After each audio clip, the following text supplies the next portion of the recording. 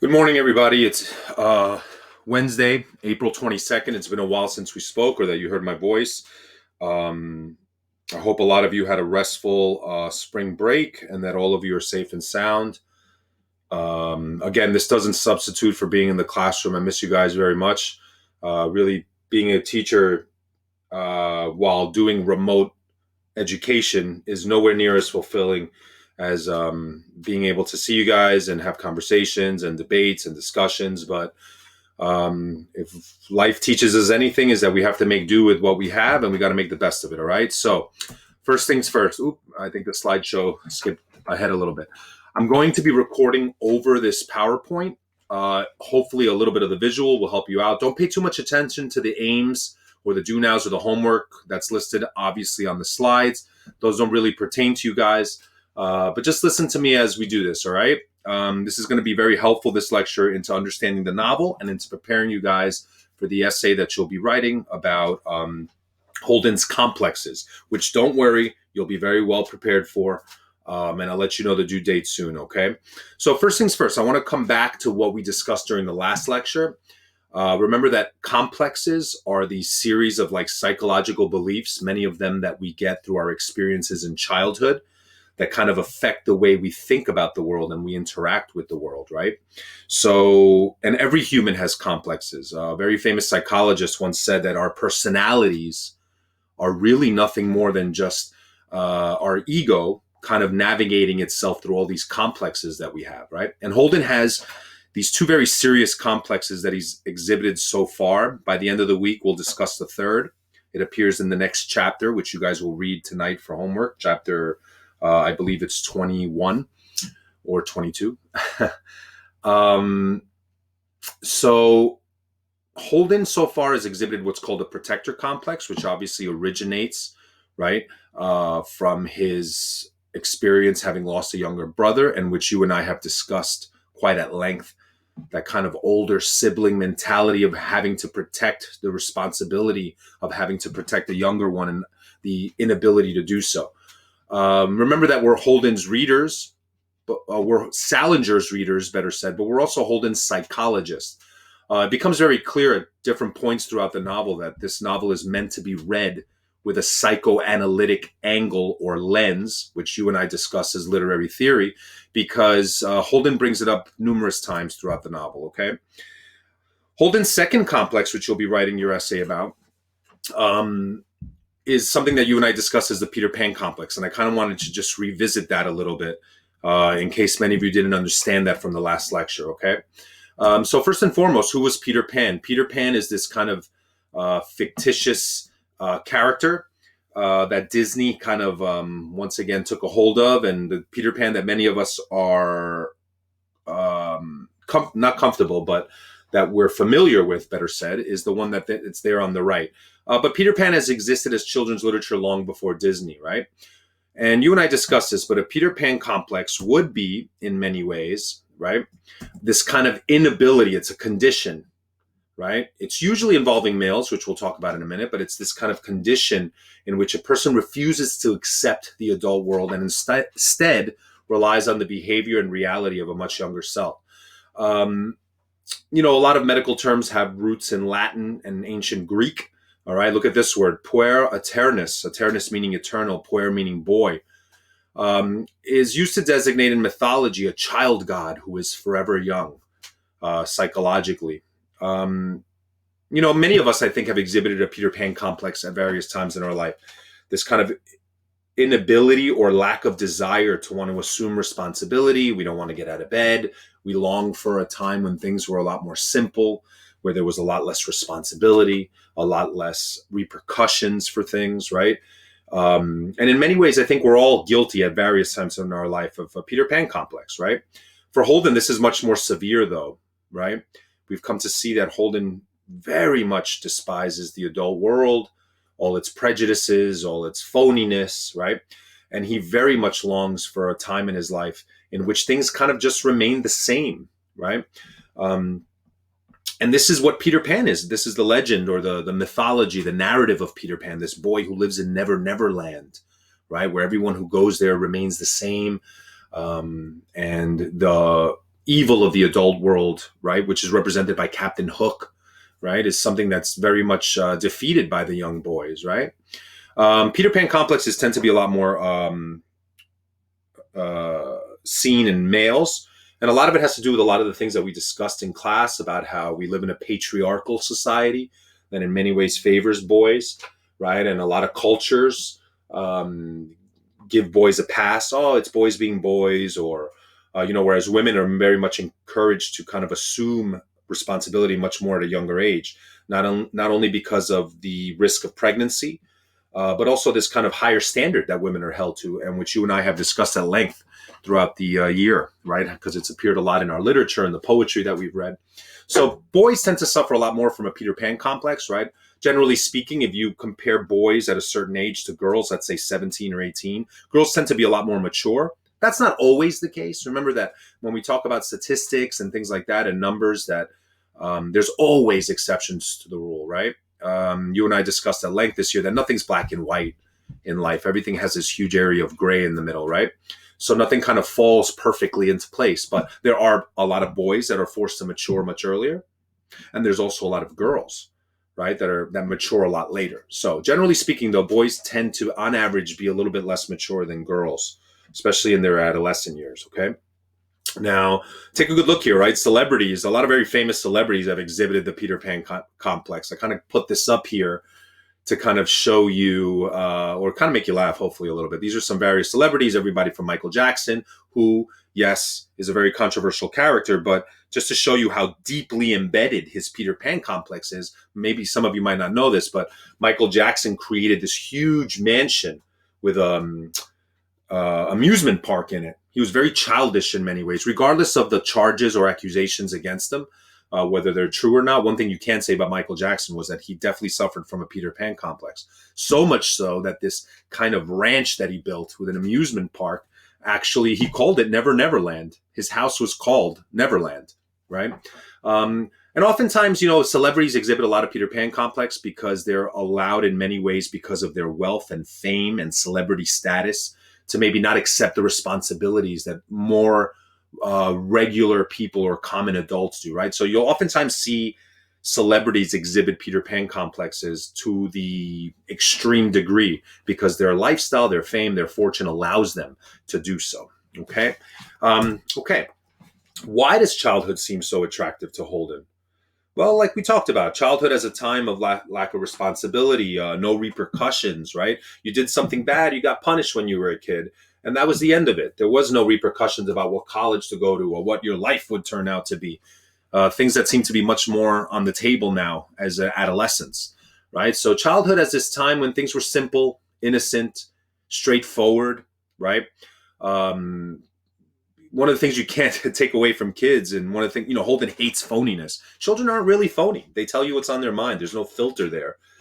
Right. Oftentimes children will say things in social settings that make parents feel very uncomfortable, or, oh, how dare they say that? Or, the kids haven't learned that social norm or that behavior yet. That phoniness, unfortunately, is part of adult social behavior and conversation. So for Holden, childhood has a lot of aspects that are very, very attractive, just like you and I, right? Like we discussed many times, this is a novel not only that is a testament against all the things that were wrong and maybe still are wrong with American society, right? But also this idea as a testament against the beauty, or a testament for, better said, the beauty of childhood, all right? And Holden very much longs to be a child before Allie died, right? Before all the negative things that happened to him. And I think a lot of us, maybe some of us in a romanticized sense, look back at our childhood longingly. Some of us have not had the best childhood, so we long to kind of move forward quickly, right? But for Holden, childhood was where it's at. Now, the idea of the Peter Pan complex is very much represented symbolically throughout the novel, right? Salinger's an ingenious writer. On the surface, this is a ranting and raving narrative about a young adolescent boy who's mad at the world. Stream of consciousness, slang, profanity. It seems to be kind of like, I guess for early critics in the 1950s, this didn't have a lot of merit. It's just this boy talking off the top, whatever's on his mind. But the more you dig a little deeper, I hope many of you throughout the unit have come to appreciate how Salinger truly was a master writer.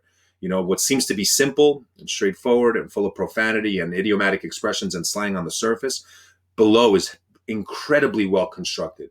The messages of Catcher in the Rye that will come to fruition, they'll come to a conclusion at the end of the novel, you're going to see are some of the better messages or themes that you'll have read sophomore year or in your high school experience, which is why so many students love The Catcher in the Rye, or so many adults look back to The Catcher in the Rye as being one of these more important novels in their life. Okay, so the Salinger's genius as a writer is really revealed through his incorporation of symbols, much like Golding in Lord of the Flies, right? So if we go back to the protector complex, right, the idea of this deep-seated desire to protect others is very much revealed through a variety of symbols, right, including Allie's mitt, right, including, well, I don't want to give away too much, but we'll discuss a lot more of the symbols of the protector complex later on. Let's stick to the Peter Pan complex, right?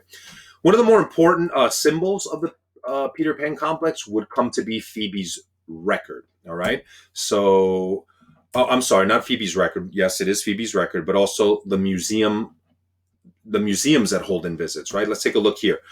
Let's read this again. You could go there 100,000 times and that Eskimo would still be just finished catching those two fish. The birds would still be on their way south.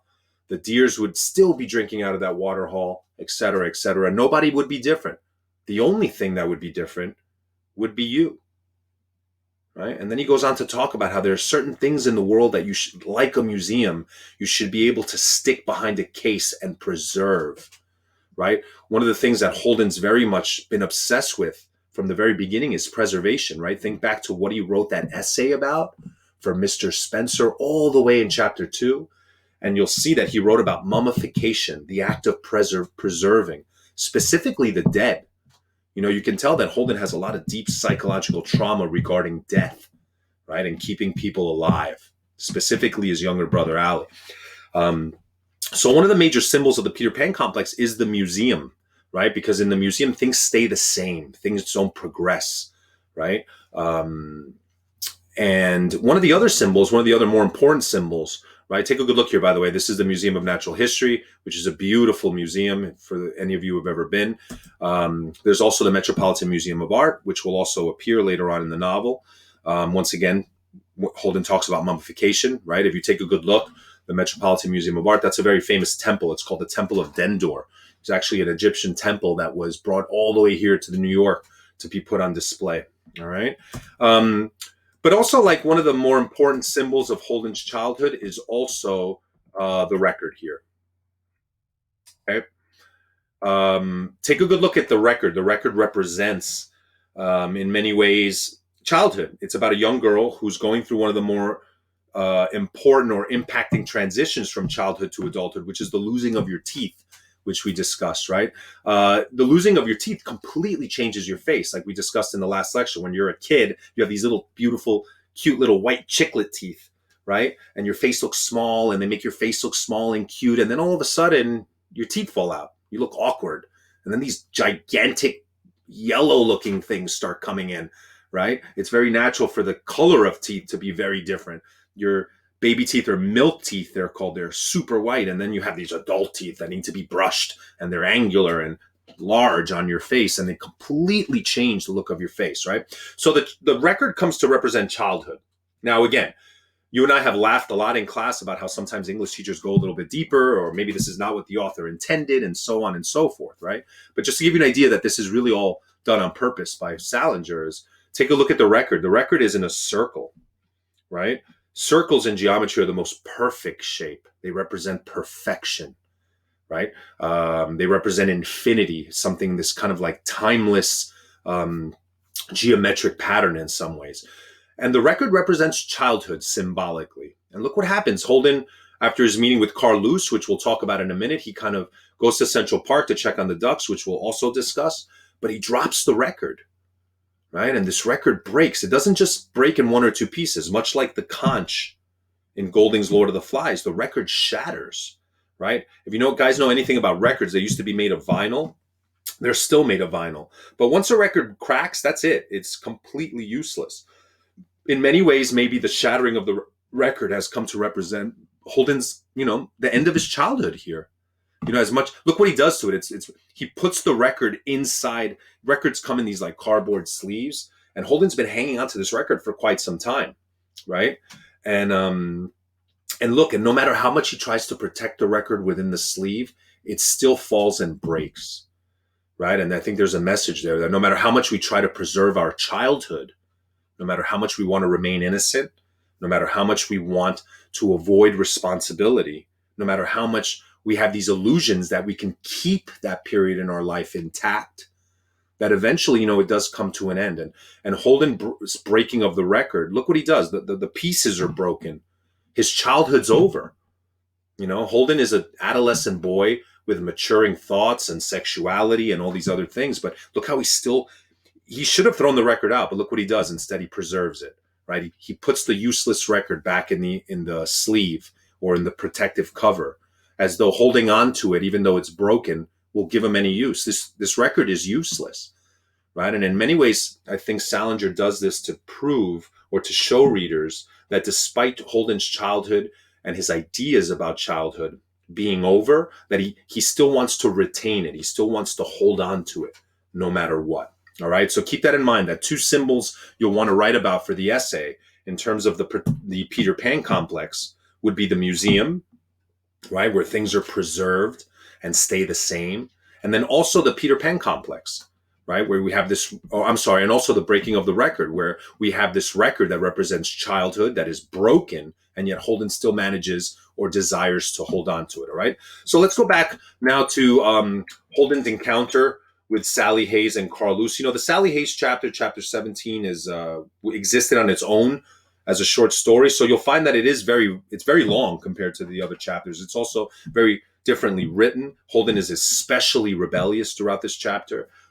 Initially, the chapter was entitled as a short story, I think, Slight Rebellion off Madison Avenue.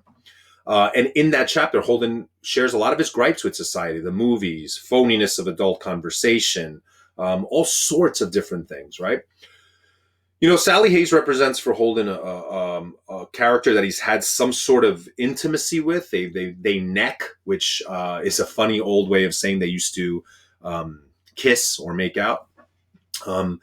So I think he calls her. He knows very well that they're not compatible at all. But he calls her anyway because, if anything, Catcher in the Rye is not just a novel about a testament against society or a longing for childhood. It's also in many ways a boy's journey in attempting to ease his loneliness. Holden's very lonely, and I think he's run out of options. And so he calls Sally Hayes, even though he knows that he doesn't really jive with her well, or that he doesn't connect with her on a deeper level. They're very different in many ways. But he calls her anyway, and again, the names all mean something in Catcher in the Rye. Look at her name, Sally Hayes. Hayes is when you can't really, not Hayes, but Haze, represents to be in a cloud, almost, to not be able to see clearly. Maybe Holden's encounter with Sally Hayes is just that. It's this misguided attempt. It's a foggy attempt to want to ease your loneliness through someone else's company, and there's something to be learned about life there too. The idea that sometimes in an attempt to ease personal loneliness, we don't necessarily choose the best people to be around. We just choose whoever's around us, right? So once again, literature with a lot of themes, right? Some major, some minor, but lessons all throughout nonetheless. Sally Hayes, I think, represents in many ways a child who's starting to accept the adult world, right? She still holds on to all these kind of childish things in many ways, but she represents, like many of you, an adolescent who's starting to learn the way the adult world works. Holden shares this crazy escape fantasy with her, and I think it's like the fourth or fifth one that he shared. He wants to move to a ranch and buy horses. All his escape fantasies all share similar details, which is simply to withdraw from society, right? And Sally Hayes calls him on it. She's a young woman who understands that this is not the way life is to be lived, that you have to conform. You have to follow some of the rules of life, as Spencer would have called it, right? Sally understands that you need to go to college, get a job. She asks Holden, what will we do for money? Something that look how deep Holden's Peter Pan complex is, right? That he doesn't even have a good concept of the value of money or how much money it takes to survive in an adult society, right? So she kind of calls him on it, and she, at the end, the date ends disastrously because Holden's becoming increasingly impulsive and erratic. And remember, this is a boy who's heading towards a mental breakdown. And at one point, she complains that he's yelling at her, and he says, "Oh, I wasn't yelling." Oh, he was yelling at her. He just doesn't realize it. All right. Holden's smoking a lot. He's not eating. He's going to be drinking a lot of alcohol. He doesn't realize when he's yelling. He feels constantly that he's falling into the ground. These are all signs of mental deterioration. And that's what Holden's going through in many ways. And that's why the date ends drastically. On the opposite spectrum, he does manage to meet with Carl Luce, yet another poor attempt by Holden to meet somebody in order to ease his loneliness. If Holden represents a child that refuses to grow up, Sally Hayes represents a child that's starting to conform and accept the adult world. Carl Luce represents the kind of adolescent that has not or could not wait to mature and grow up. Not everybody's life journey is the same. Some of us long for childhood. We long for lack of responsibility. Some of us are starting to adapt to the way life works, or some of you, better said, are starting to understand that, elements of childhood and elements of adulthood at this age are starting to mix together. And then you have Carl Luce. There are some of you that at 11 were dressed up in suits already. You couldn't wait to drive a car. You couldn't wait to be independent. You couldn't wait to grow up. And this is what Carl Luce represents. Look at his name. His last name, Luce, means light in Latin. And you and I know very well that light, right, represents in many ways, it's one of these eternal, timeless symbols of knowledge, of wisdom. And, I'm going to be honest with you, I think Carl Luce is a bit of not a nice guy, for lack of better words, right? But you can't take anything away. He is very mature, and I especially appreciate his views on sexuality. He has a much more Buddhist Eastern philosophy about sexuality and as a union of souls, as this spiritual connection, right? And Holden acts like such a fool during this meeting. He acts so immature that he kind of limits his ability to finally get the help he needs. We find out that Carl Luce's father is he's a psychiatrist or a psychologist. And Carl Luce could have had some very good information, but it's another failed kind of sorry attempt. You can blame this one more on Holden. You can definitely blame Carl Luce for having a lack of patience with Holden, maybe, but in many ways, Carl represents these adolescents that can't wait to grow up. There are certain people that at 12, 13, 14 already speak and talk like they're 25, 30, 35. And unfortunately, the meeting with Carl ends in a disastrous way. All right. Okay, so we're going to move on now to... Okay. One of the things that you start to see, and this is something else that we brought up in the last lecture, is that Holden makes a lot of literary allusions to Romeo and Juliet, Hamlet, The Great Gatsby, and ironically, all these works of literature have one thing in common, and that's the death of their protagonist. So hidden, right, and kind of like these literary allusions is this notion that Holden might be contemplating suicide.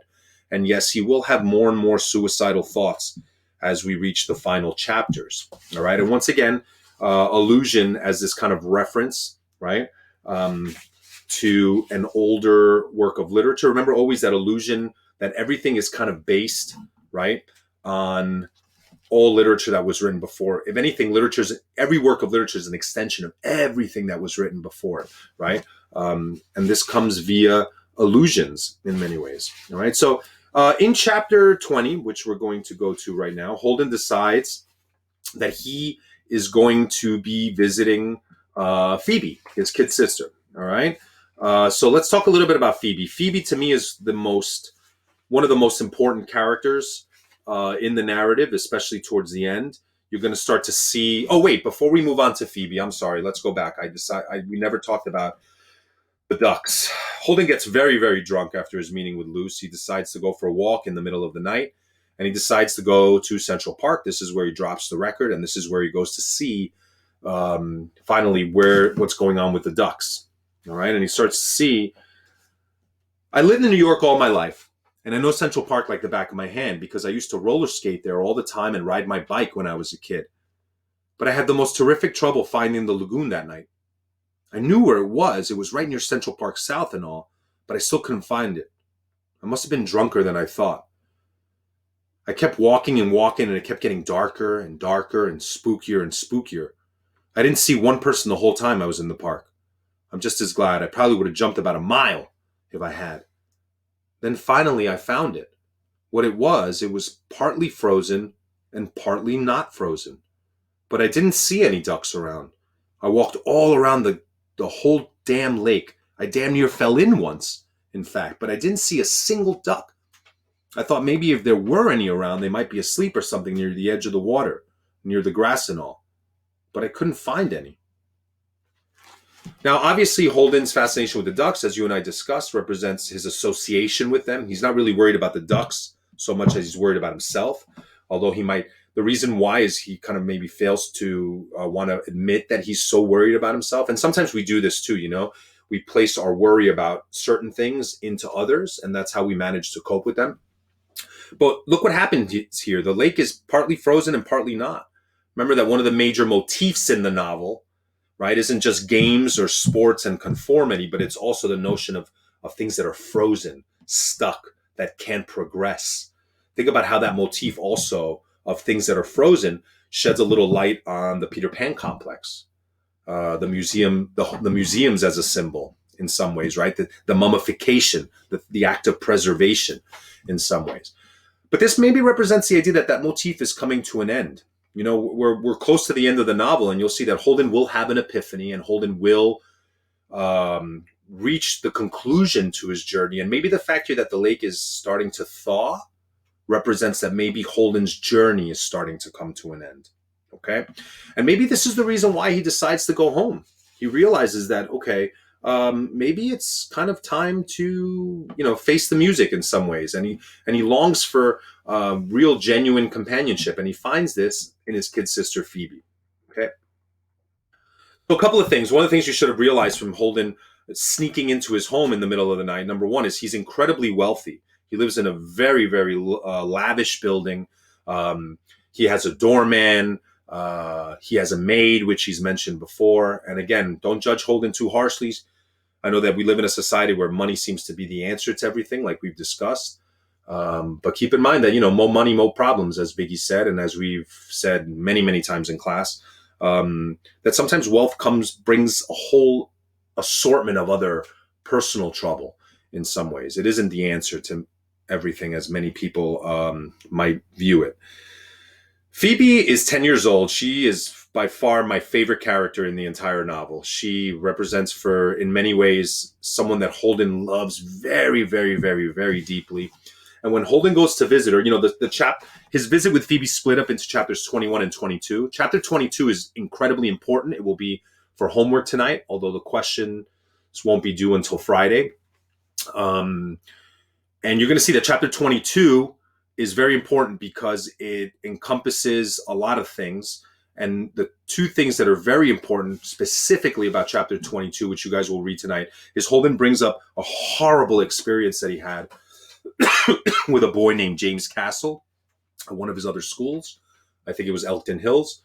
And he also, finally, the meaning of the title is revealed in chapter 22. And so tomorrow we'll discuss chapter 22, and we'll also discuss the third of Holden's three major psychological complexes, which is something called the messianic complex. And the messianic complex is revealed through, once we understand the meaning of the title, what it means to be the catcher in the rye. But again, we'll discuss that tomorrow. You can tell that Holden's fascinated with childhood. Look at the things he says about his kid sister. He walks in the house, and that smell, the smell impacts him. We talked a lot about smell's ability to trigger memory. And he comes into the house, and right away, the smell kind of makes him feel a little less lonely in many ways, right? And he sneaks into Phoebe's room, and he watches her sleep. Phoebe's 10, she's spunky. She's got a great characterization. She's got a very strong-willed attitude. And in many ways, she represents the beauty of youth. 10 is a huge age. You guys don't realize it, but maybe looking back, some of you maybe have realized it, but 10 is a big deal. 10 is like, oh my God, you're in double digits now. And 10 is when you start to kind of, your ego, your consciousness wakes up around 5 or 6, according to psychologists. But around 10, your perspective of the world is pretty much cemented. You know a lot of things that maybe, let's say, you didn't know at 7 or 6. Anyway, I went into DB's room quiet as hell and turned on the lamp on the desk. Old Phoebe didn't even wake up. When the light was on and all, I sort of looked at her for a while. She was laying there asleep, with her face sort of on the side of the pillow. She had her mouth way open. It's funny, you take adults, they look lousy when they're asleep, and they have their mouths way open. But kids don't. Kids look all right. They can even have spit all over the pillow, and they still look all right. And man, isn't this true? Like, I think one of the things we lose as we get older is we don't look as innocent or as cute anymore as we used to, right? And yet again, look at Holden's fascination with childhood. He's watching his sisters sleep, and kids look angelic when they sleep. Many times in class, I've talked about my younger daughter, Josie, and she's a little bit of she's actually driving me crazy during the quarantine, but she's a little bit of a wild child, right? But man, when she's sleeping and me and my wife go into her bedroom, we can stand at the door for minutes just watching her sleep. She looks so angelic. And then, of course, she wakes up and all that comes crashing down. But isn't it true? One of the things that we lose as we get older, right, is our ability to kind of look beautiful when we do simple things like sleep, right? As an adult, we start to snore and drool and all these other things. And yet again, look, Holden's fascination with childhood, right? And then he starts to like rummage through her things while she's sleeping, and he finds her notebooks, and he finds that Phoebe has this phenomenal ability to use her imagination. She imagines alter egos for herself, right? And things like that. And the truth is, guys, is that, when we talk about the things that we've lost throughout childhood, right? A lot of us talk about losing our perception of the world or our innocence or our relationship that we had with our parents.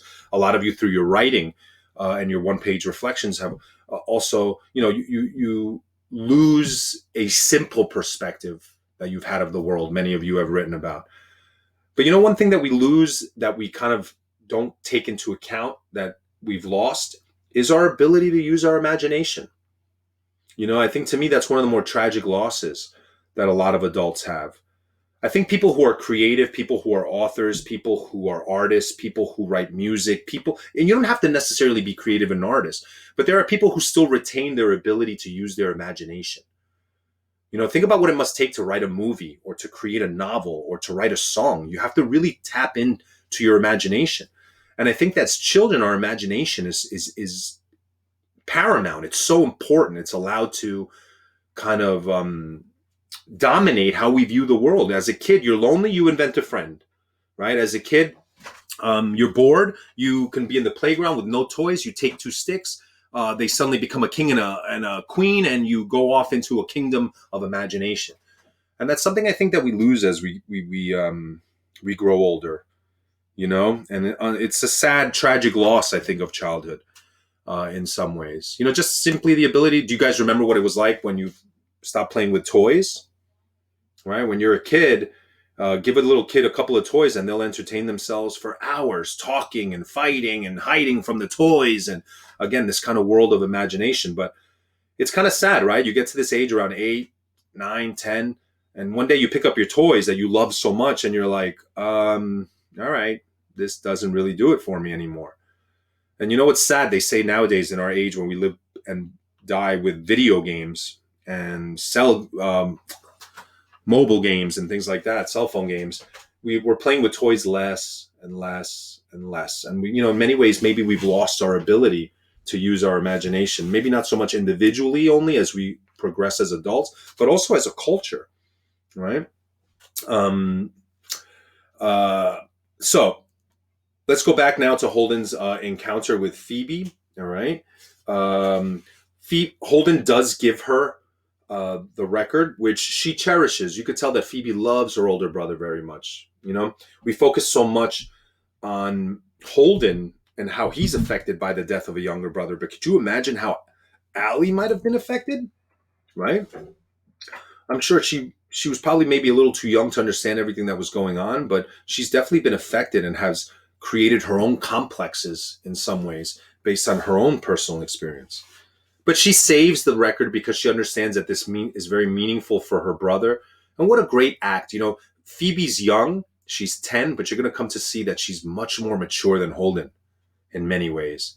And maybe you can argue that that's that kind of male female Peter Pan complex kind of thing, right? That young girls tend to mature a lot sooner, right? But Phoebe definitely represents, look at Phoebe's name too. Phoebe's going to be what's called a catalyst for Holden. You're going to see that that Holden's encounter with Phoebe here, right? And by the way, it's Phoebe. It's not Pehoebe, like I once had a student say years ago. And every time I think about it, I laugh. But Phoebe in Greek mythology means the shining one. Once again, associated with what? Yes, light. And you're going to see that Holden's encounter with Phoebe is going to become a catalyst for a change of thinking with Holden. Catalyst means something that speeds it up, right? You guys should know that word from perhaps chemistry class. But you're going to see that Phoebe's going to profoundly impact Holden on this journey that he kind of goes through. All right. And what's interesting is that his encounter with her is very childish in some ways, right? One of the things she says that always breaks my heart, and I think she'll say this in chapter 22, but it's fine. We can go ahead and talk about it now. She complains that this kid in class is bothering her. He's like hitting her all the time. And look at Phoebe. She's mature in some ways. She's sensitive and she accepts Holden's desire to give her this gift. But she's a child in many ways, right? She's kind of still 10 years old. Why do kids hit each other when they're kids? I'm sure many of you in grade school had moments where you either hit somebody or somebody liked to bully you or something. And not bullying in a menacing way, but the truth is kids like physical contact. They like to hit each other because at the ages of 9, 10, 11, 12, when you're being kidded by someone extremely or you're being also kind of like hit, and again, not hit drastically, but just this idea of like physical contact, it's usually because the kids have some sort of kind of crush or attraction to each other, right? And this is what Phoebe fails to see. Now, I don't want to jump too much into chapter 22, all right? That'll be your homework tonight, but hopefully this lecture helped not only with the Peter Pan complex and understanding that a little bit better, but also moving forward, right? Holden's attempts to ease his loneliness and this very, very, very important meeting with Phoebe that he has, which is going to be this catalyst, this kind of inspiration for Holden to change, all right? Hopefully everyone here is safe and sound, and you guys are all doing well. Continue to do your work. I'm continue to be very, very impressed always by what you do. Take care.